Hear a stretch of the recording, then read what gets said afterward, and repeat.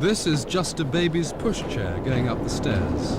Imagine how tough it is for a disabled person in a wheelchair to move around the underground. That's why London Transport published their 65-page booklet for the handicapped today.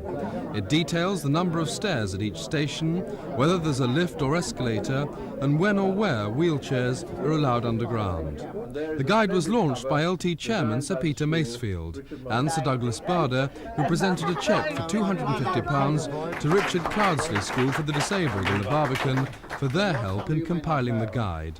Sir Douglas praised the guide, but had some light-hearted worries. Now, I can't think personally why a wheelchair, and some of these gentlemen here will agree with me, can't simply roll down the stairs onto the platform, because once you start at the top, you must finish at the bottom.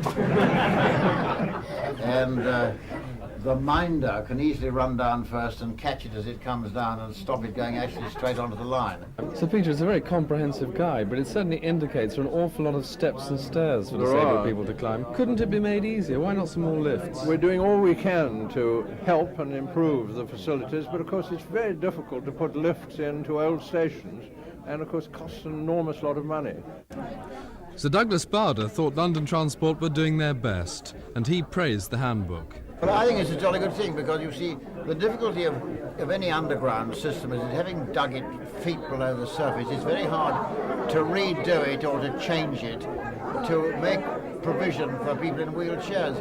Now, I think that the idea of a guide like this, particularly when its stations have been examined and looked at by these kids who are disabled, who are in wheelchairs and so on, is a good thing, because all they've done is virtually said, okay, these stations you can accept that there's an easy lavatory to get to and that it's easy to get down to the train, down the stairs and so on.